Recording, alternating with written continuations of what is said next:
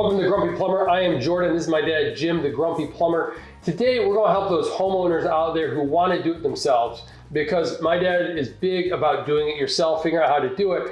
But we want to cover some common pitfalls that a home inspector will catch you on, or maybe the place will just start falling apart because you didn't do it right, you didn't do the plumbing right. So, starting off with a nice little PSA. You know, I appreciate people that like to do their own thing. I mean, if you have to hire somebody screwing a light bulb, then you don't want to plumb your own house. But there's enough information out there today that you can do it yourself. Now, one thing about it, it's your property. You can do whatever you want, but you must do it to code, okay? So you pull a permit and the inspector's not there to make it miserable for you. He's there. You just gotta watch what you do. Of course, you need the permit.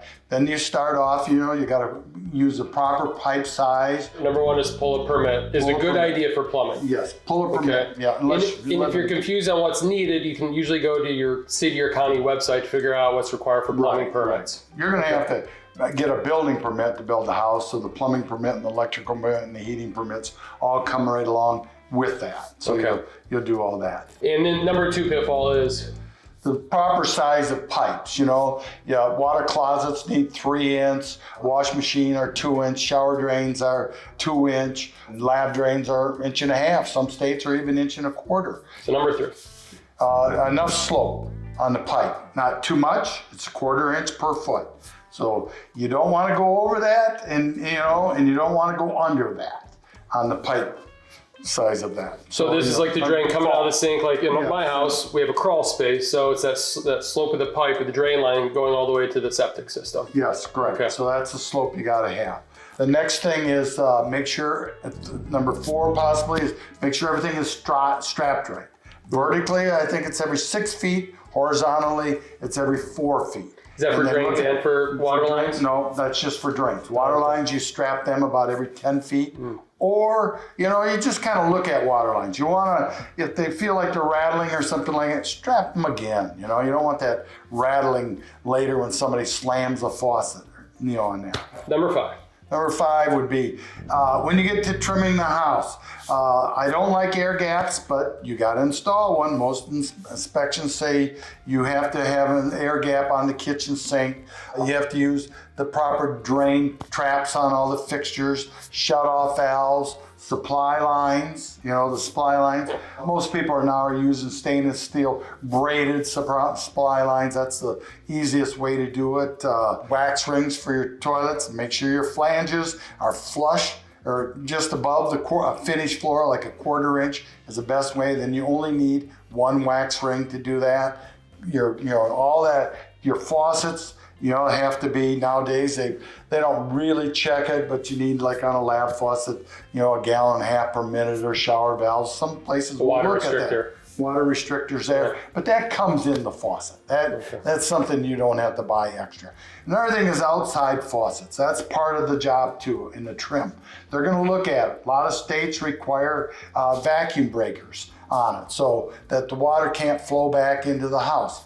And a big feature with that too, we're gonna add here, is when winter comes, don't have a hose attached. And in the winter, when you get a nice 70-degree day, don't put the hose on and forget to take it off, because that valve can freeze on you and split. And boy, it causes some floods. Number 6 is the last one, but stay to the end because we got additional tips on checking codes and stuff like that. Yeah, is using the proper drains. You gotta have clean outs. You have to have clean outs at the base of stacks. You gotta have it when it leaves the house or right outside of the house. You make sure you don't want to put a Y or a T in backwards. You have to use the proper, every state's a little different about T's in a horizontal or vertical position. For venting, you can tie vents together. In that particular case, a lot of times when you tie all these vents together, you can use T's and Y's and you put them in backwards. So you always think that the vent, just like a drain line, water comes into that vent, it has to drain back out to the septic or sewer system on that. All right, so additional points is, always make sure you understand the codes local to your state and county and city. So what Jim's given some advice on is his experience on that, but check your local ones. Usually it's pretty universal on some of these major big plumbing items right there. Another point that we talked about before this video was, if you have a buddy who maybe he's an armchair expert, maybe he's done it himself before and he kind of acts like an expert, but he's not a real plumber, just be cautious working with him, right? Yeah, just, think about it. If you think he's doing something wrong, you're the one that's going to pay for it. You're going to buy the extra fittings and all that stuff. It never hurts to get help. But a lot of times you don't want that helper around when you're going to have your inspection. So, you really, if you say you're going to do this yourself, like when in Michigan, if you were supposed to do it yourself. I mean, a lot of people brought friends in, plumbers and stuff like that, but they didn't want to be there during the final inspection of the house or when the rough-in inspections and stuff. Because in the inspections, they look at, like, if you use an ABS, that's just glue all you got to use. But if you use PVC, you've got to use a purple primer, to clean the pipe, then the glue. And boy, they'll jump on some of those and try to see if they can pull them out. Oh, wow. But yes, you want to make sure you use the proper stuff. If this video is freaking you out about doing it yourself, not trying to confuse you at all, he welcomes DIY plumbers out there, but just trying to point out some common things. If this is freaking you out, then maybe hire a professional. Yeah, hire a professional and get it done and be done with it. When I always say, hire the guy that's going to show up, not the guy that's the cheapest and then he never shows up. That's the thing you got to think about. It's like me. I do a lot of my own stuff because I hate waiting for a contractor or somebody to show up, and I'll find out how to do it. I'll call my electrician friends up. I'll call, the excavators up and they'll tell me how to do things.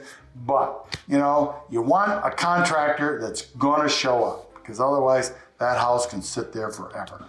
And his last tip for you. You got to make sure, you got to test it.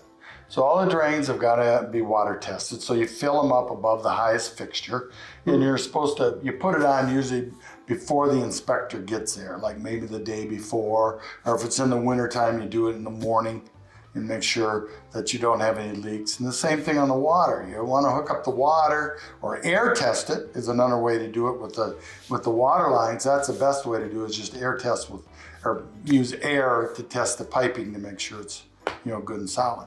So, okay, that was a lot of information. Feel free to watch this video many times, as much as you need to, and leave a comment down below for Jim if you have any questions on your DIY plumbing project. Now this might be a good idea, just hire the neighbor lady to help you plumb the house, because she'll probably be very helpful. That's very true. Thanks for watching.